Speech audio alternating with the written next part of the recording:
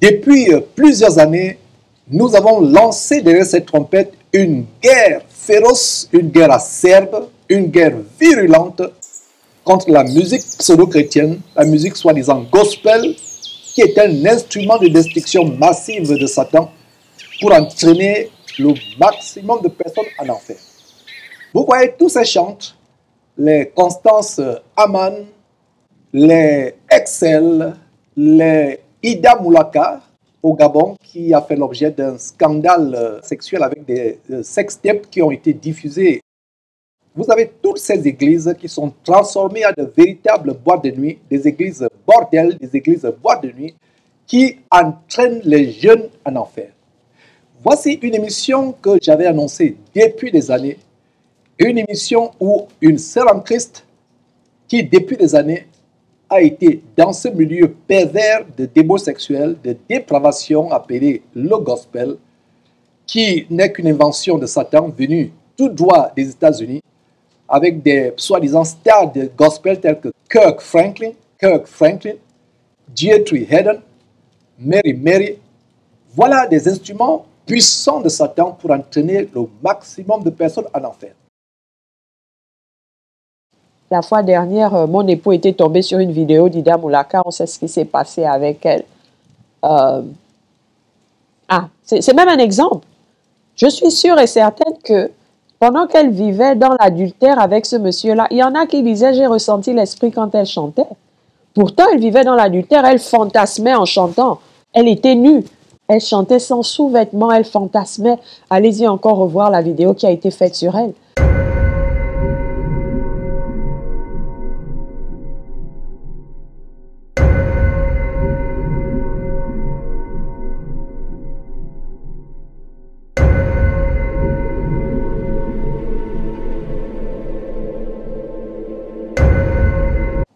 Une femme doit avoir une certaine retenue, une certaine modestie, une self-esteem. Je sais plus trop. Propre. Voilà, merci Georges. Un amour propre. Mais elle vient, elle chante, hein, c'est le gospel. C'est un concert, je ris, mais en fait, je me dis, le Seigneur nous aime et il est patient. Elle chante, elle dit, tant pis pour ceux qui parlent de moi. Moi, j'ai demandé pardon, j'ai été pardonné, ou quelque chose comme ça. Tant pis, avec beaucoup d'orgueil. Et je ne sais pas si elle chante pour Dieu ou pour elle-même.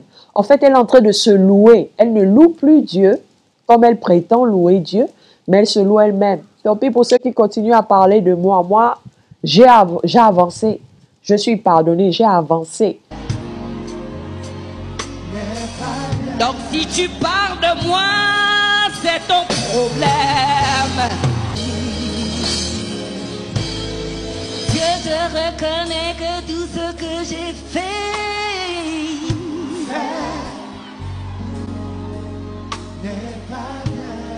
et puis j'ai arrêté aussi.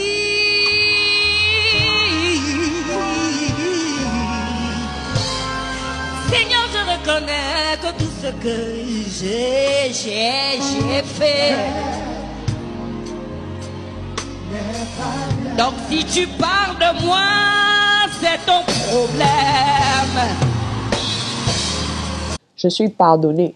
Tu es pardonné, tu es sérieuse que tu es allé rechercher la face de Dieu par rapport à ton soi-disant ministère de louange. Si Dieu était dans ce ministère, je ne pense pas qu'il t'aurait permis de chanter en vivant dans l'adultère. Il t'aurait frappé comme il faut. Et ne me dis pas que le fait que tu as été dévoilé, c'est être frappé. Je crois que c'est le Seigneur qui essaie de te ramener à la raison, mais tu refuses. Et c'est vraiment dommage. Et les gens sont là dans la salle, ils crient Amen, Amen. Vous ne savez pas si dans son cœur, elle est aussi en train de fantasmer sur un autre homme. Vous ne le savez pas parce que ça n'a pas encore été mis au grand jour. Pour le moment, vous n'avez su que ce que vous avez su parce qu'il y a eu des enregistrements. Et c'est la même chose pour la majorité des chantres. La vie de fornication, la vie d'adultère. Quand tu regardes les photos des albums, ce sont eux qui sont devant. Où est le Christ que vous pensez apporter aux gens? On ne le voit pas. Christ est mis en arrière. Ce qui est mis en avant, c'est le make-up des stars d'Hollywood parce qu'on veut être une star, en fait. On veut briller, on veut être connu du monde. Et c'est ce que je voulais être. Je suis venue aux États-Unis. Je voulais être. Je suis à l'endroit où je peux devenir une star, si je le veux. Et c'était ce chemin que j'avais commencé à prendre. Et je rends grâce à Dieu qui m'a retiré de là parce que à quoi m'aurait-il servi de gagner le monde si j'avais perdu mon âme? Aujourd'hui, il y en a qui sont populaires, ils sont acclamés, on les protège comme des stars, soi-disant chantres, alors que j'ai cru que l'un des identifiants des chrétiens, c'est la modestie, la simplicité. Mais on ne trouve pas cela dans les chantres. Allez-y voir. Dites-moi si vous pouvez approcher simplement l'un de ces soi-disant chantres. Dites-le moi. Hé, comment vas-tu? Viens, on va s'asseoir, on va un peu communier ensemble, on va prier ensemble. Non, vous ne pouvez pas. Vous devez d'abord traverser les gardes du corps. Parce que vous savez, leur vie est précieuse. Ils doivent être protégés. Donc, le Seigneur ne nous protège plus. Les gardes du corps nous aident avec les armes. Donc, il faut d'abord que tu traverses cette barrière de protection. Et une fois, si tu n'as pas été terrassé, après avoir traversé cette barrière de protection, il faut que tu sois au même niveau que la personne. La personne sent tellement bon avec tous les parfums. La personne est tellement beau ou belle avec tout le make-up et les... Attends. Comment est-ce que tu peux prétendre louer un Dieu où tu renies ce qu'il a fait de toi, ta personne? Il t'a fait sans make-up, il t'a fait avec des cheveux crépus, il t'a fait avec des lèvres, je ne sais pas, noires, il t'a fait avec des petits yeux. Mais toi, tu dis non, Seigneur. C'est vrai que je vais glorifier le fait que tu m'as faite, mais laisse-moi arranger un peu parce que tu n'as pas bien fait. Je vais mettre un peu de faux cheveux parce que je veux ressembler à une blanche. J'ai tellement honte de mes cheveux naturels, c'est crépus, c'est difficile à entretenir. Et s'il te plaît, mes lèvres, tu as oublié d'ajouter du rouge ou du bleu sur mes lèvres. Donc laisse-moi en mettre un peu, je veux me mettre parfaite pour pouvoir t'adorer, emmener ta présence sur terre parce que moi je suis le sacrificateur, je te représente. Il n'y a que moi qui puisse emmener la louange de ce peuple à toi. Mais laisse-moi d'abord me transformer et ensuite je vais pouvoir louer pour que ces gens-là puissent te louer toi. Parce qu'ils ne peuvent pas te louer sans moi. C'est moi la professionnelle. Donc, je dois me mettre debout, chanter, qu'ils m'écoutent chanter. Je leur dis, allez, dites Amen. Dès qu'ils disent Amen, je monte leur prière à toi parce que c'est la mienne que tu écoutes. Est-ce qu'on se rend compte de l'erreur dans laquelle on est? Je vais laisser le frère développer plus tard sur le fait que nous ne sommes pas ceux-là qui apportons. Moi, comme mon frère qui est assis dans la salle, nous sommes au même niveau devant Dieu. Il n'y a pas de différence. De la même manière qu'il loue, qu'est-ce qu'il ne te dit pas que celui qui est au fond de la salle, que tu négliges, qui est assis même par terre, c'est sa louange que le Seigneur écoute et non la tienne? Qu'est-ce qui te fait croire que tu es celui-là qui va apporter la louange à Dieu pour moi? Sur quoi tu te bases? La révélation d'un homme imparfait ou la révélation de la parole de Dieu? Et moi, c'était mon erreur. Je me suis basée sur la révélation d'un homme qui est imparfait au lieu de me baser sur ce que la parole de Dieu me dit. Et je ne nous en veux pas pour nous qui avons été dans l'erreur parce que quand on est né, on est soi-disant venu à Christ, c'est ce qu'on a découvert. On nous a enseigné, on nous a mis ce soubassement-là que la louange doit être faite par quelqu'un qui allait dans une école pour apprendre à chanter ou alors quelqu'un qui a eu le ministère, qui a été consacré. Il est le seul qui puisse se positionner devant toi pour louer. Donc, on va dire que c'est une tradition et il est difficile de retirer la tradition de l'homme. Le Seigneur nous appelle à faire vider nos seaux et le laisser remplir nos coupes. Vider la coupe de la tradition qu'on nous a donnée, les traditions des hommes, parce que être chantre, c'est une tradition humaine qui a été installée dans les églises parce qu'il fallait un système pour garder les gens.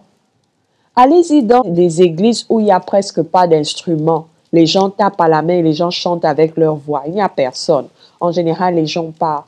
Et ils partent où? Allez-y à Lakewood, chez Joel Osteen, où il faut être professionnel en passant.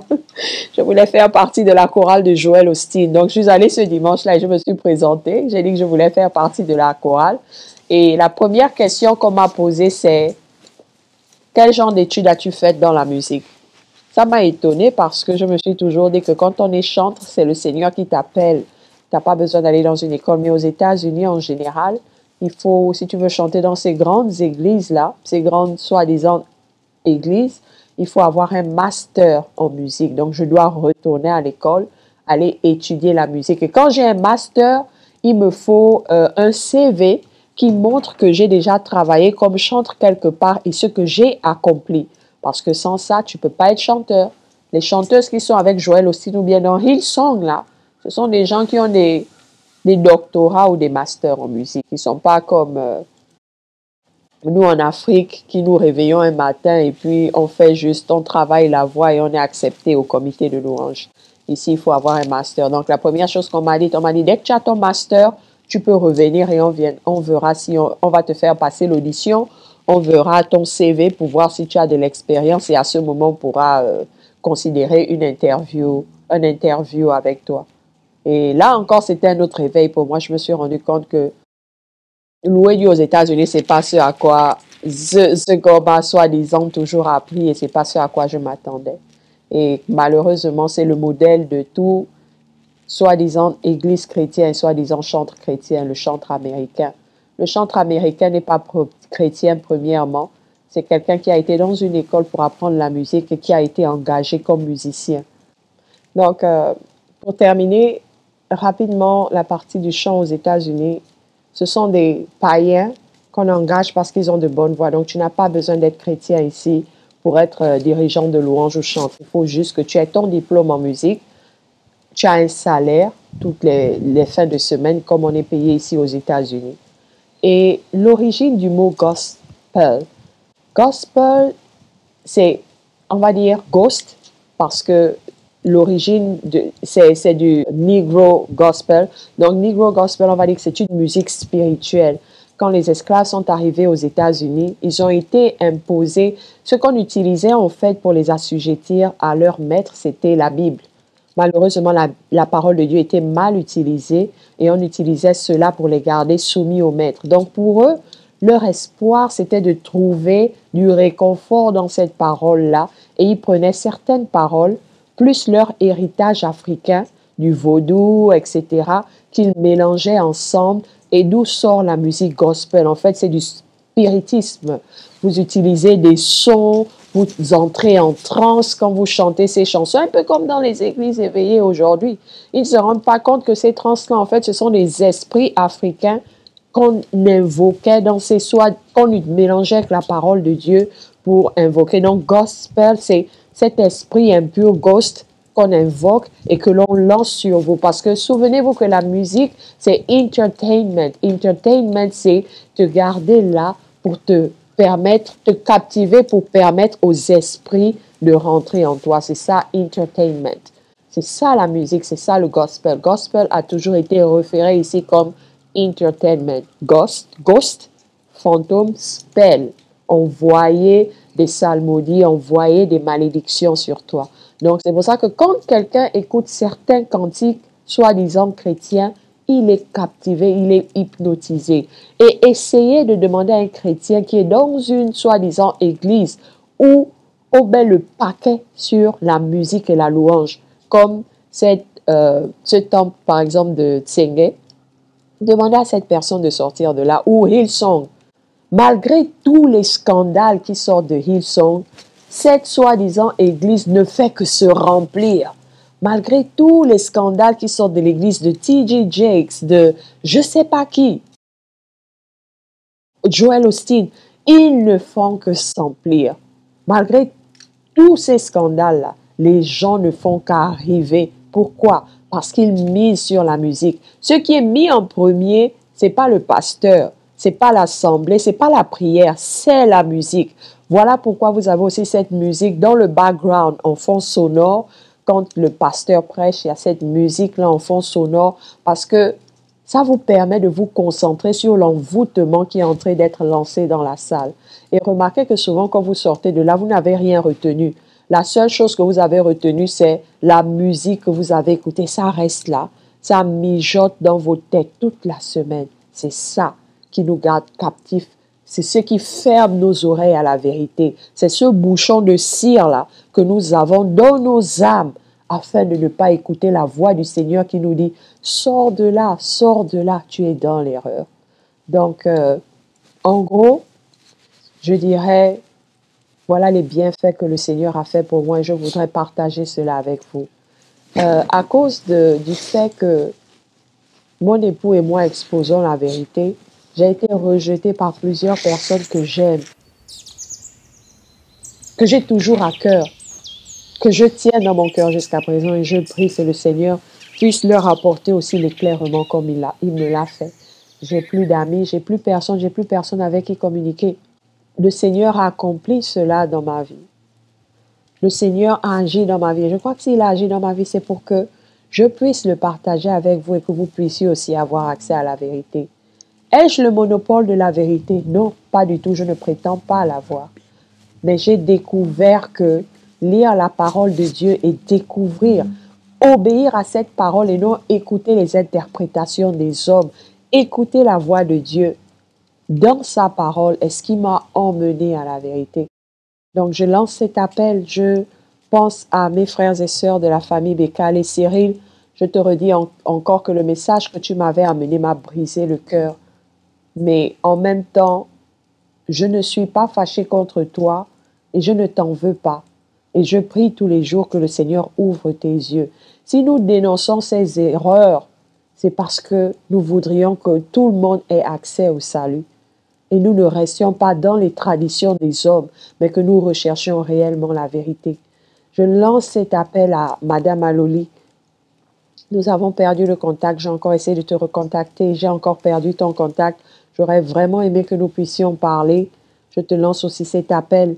S'il te plaît, cherche la vérité. Sonde les Écritures par rapport à ce soi-disant ministère de la louange. Il y a plusieurs autres personnes avec qui j'ai participé dans ces abominations. Willy, je te lance un appel à toi. Sidonie, Corinne, la famille Chibinda qui est aujourd'hui mariée à quelqu'un qui se dit leader, qui est, on va dire, qui suit l'évangile de la prospérité. Le Seigneur ne nous a pas appelés à la prospérité. Le Seigneur nous a appelés à la sanctification, à l'humilité, à rechercher sa face et non à être prospère. Il y a plusieurs autres personnes dont je n'ai pas cité les noms, mais vous vous reconnaîtrez. Comfort qui était à l'église de l'Alliance chrétienne de Lasny. Comfort qui était chantre, c'est moi. Vous pouvez m'insulter, vous pouvez me lancer des pierres, mais je ne cesserai jamais de vous interpeller par rapport à la vérité parce que c'est elle qui délivre. La vérité délivre. Vous connaîtrez la vérité vous affranchira. Et ma prière est que vous puissiez découvrir cet esprit qui est derrière le soi-disant ministère de chantre et que vous puissiez tous être délivrés de cela et enfin découvrir ce que c'est que louer Dieu.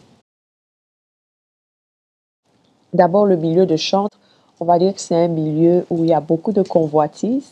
Quand l'autre a une voix plus belle que la tienne, tu veux faire mieux, tu veux aussi être reconnu, tu veux que ton nom soit connu de tous.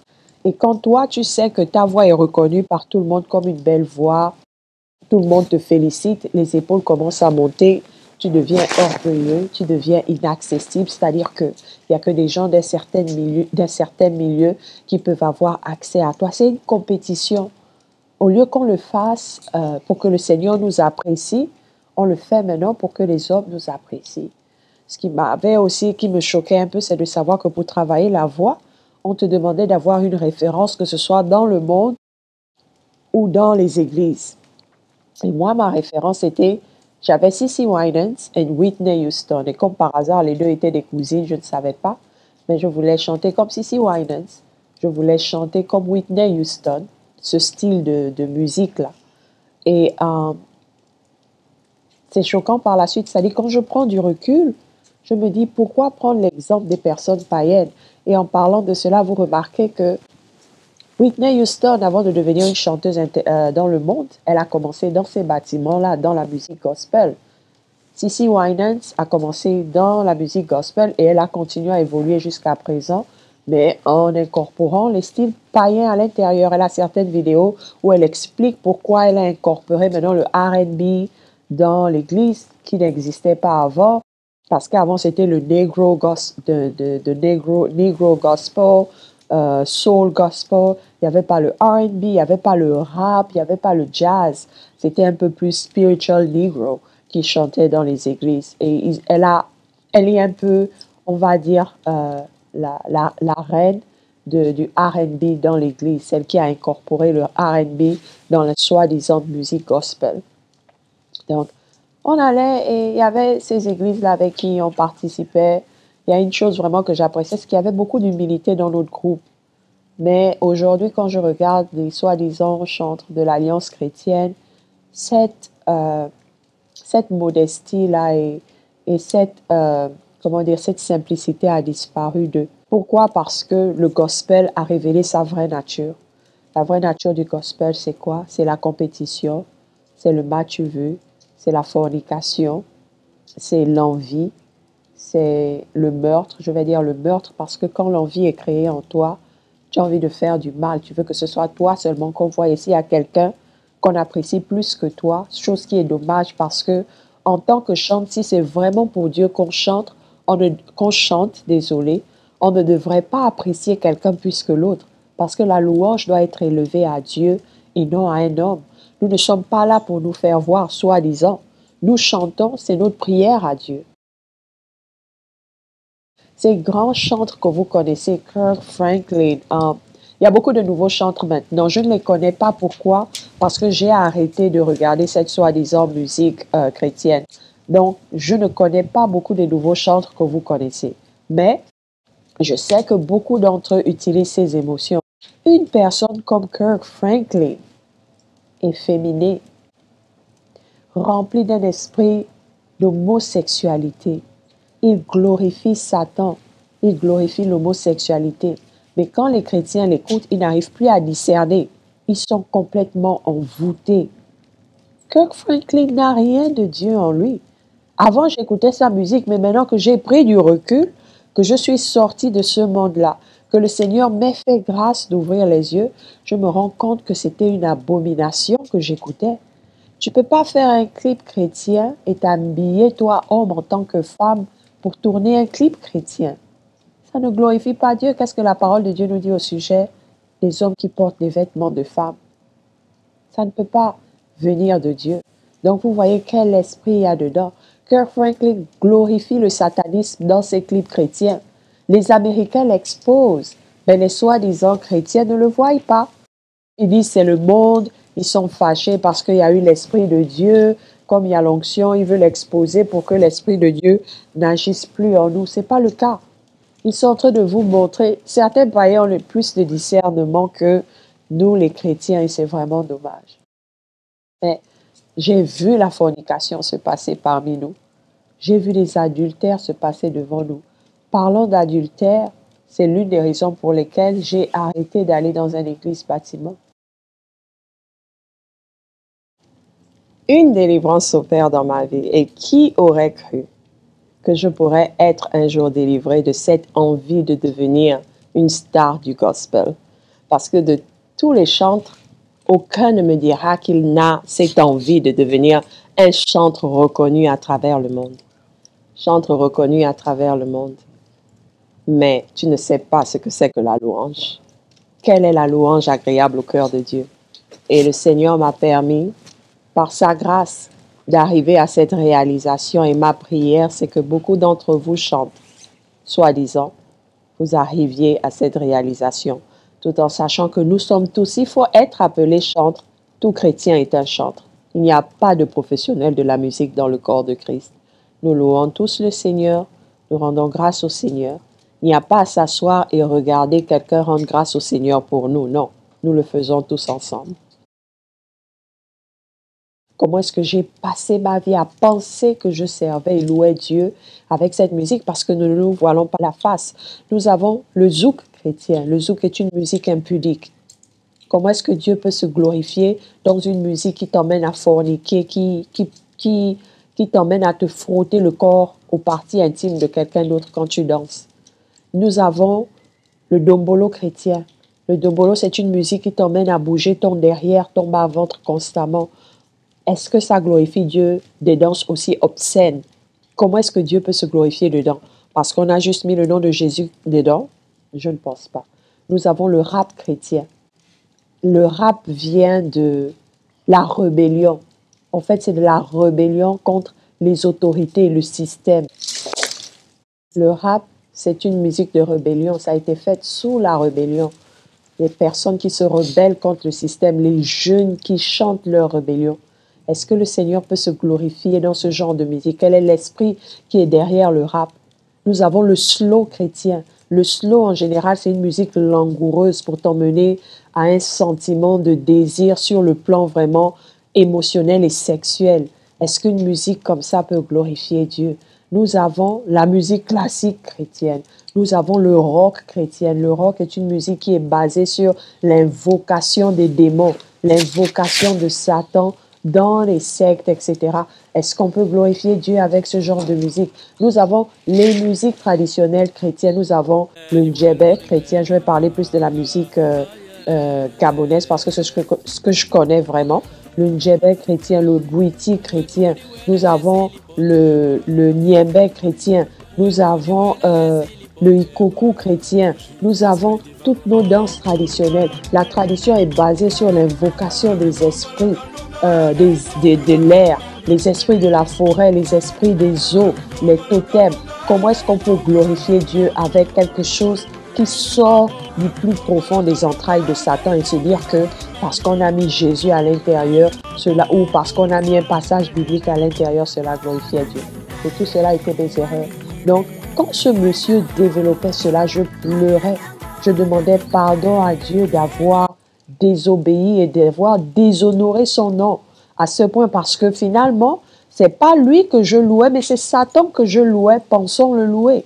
Satan prenait tout de moi et le Seigneur ne recevait rien parce que je ne faisais pas sa volonté. Je ne lisais pas sa parole pour savoir que j'étais dans l'erreur. Et la majorité des chrétiens aujourd'hui ne lisent pas la parole pour savoir ce que le Seigneur attend de nous afin de savoir si nous sommes dans l'erreur ou dans la voie. Anyway.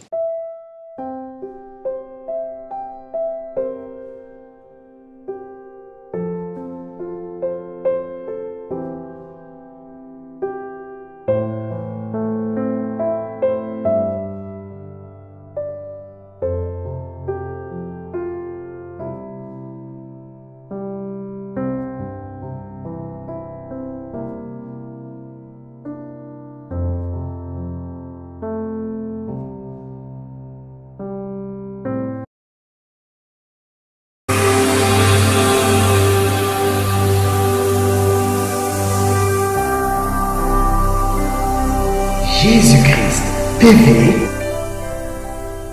vous connaîtrez la vérité et la vérité vous affranchira.